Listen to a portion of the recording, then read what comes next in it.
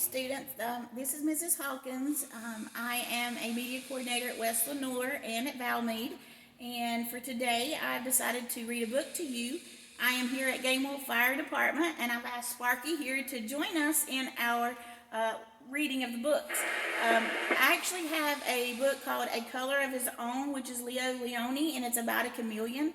This particular book is a fiction book, but I had another friend, Taylor, who read it. So I'm going to do a comparison with this book called Chameleons Are Cool. That is a nonfiction book. So remember, nonfiction books are books about true facts about whatever the topic is. The author is Martin Jenkins, illustrated by Sue Shields. Some lizards eat bananas, chameleons don't. Some lizards walk upside down on the ceiling, chameleons can't. There's even a lizard that glides from the tree to tree. A chameleon certainly wouldn't do that. But of all the different kinds of lizards, I still think chameleons are the best. Chameleons are cool. It's not that they're all that big. The biggest is only about the size of a small cat.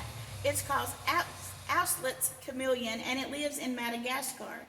They can be really, really small, though. The smallest one could balance happily on your little finger. It's called a dwarf bruxasia, and it lives in Madagascar, too. And I suppose you wouldn't exactly call many of them beautiful.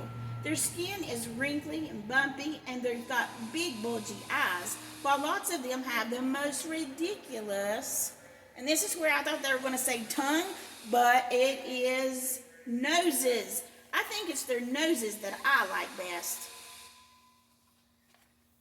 Their mouths are pretty odd too. They turn down at the corners, which is why chameleons always look grumpy. Sparky's never grumpy. He's always smiling, right, Sparky? Actually, they don't just look grumpy, they are grumpy. So if two chameleons bump into each other, things can get pretty lively. There's lots of huffing and puffing, hissing, and sometimes there's a real fight. And that's when the chameleons do what they're most famous for. They change color. Lots of people think chameleons change color to match their surroundings. They don't. They change color when they're angry, or when they're too cold, or too hot, or when they're sick. And there are some sorts of chameleons that hardly change color at all. As a rule, though, chameleons don't bump into one another all that often. I suppose it wouldn't be fair to call them lazy, but they certainly don't move any more than they have to. And when they do, it's almost always incredibly slow. Sometimes they stop completely in mid-step, as if they've forgotten where they're supposed to be going. But if you look closely, you'll see that they're actually carefully peering about. Now, peering about is something chameleons are rather good at. That means looking. That's because their eyes can move separately from each other, unlike our eyes, which always move together. Notice how one is going up and the other one's kind of going down? So while one eye is looking back over the chameleon's shoulder, the other one is scanning the branches ahead.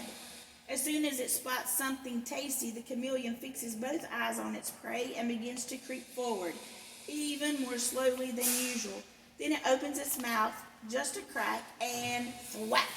Out shoots this amazing long tongue with a sticky tip at the end like a piece of well-chewed chewing gum. Then the tongue flies back, and there's a lot of chomping and chewing and perhaps a few bits of insect leg fluttering to the ground. And after that, the chameleon just sits there for an hour or two, just doing nothing very much at all, looking quite exhausted and still grumpy after all that hard work. And there you have it. How could you possibly resist a pocket-sized, bad-tempered, color-changing, swivel-eyed, snail-paced, long-tongued sharpshooter? If chameleons aren't cool, then I don't know what is.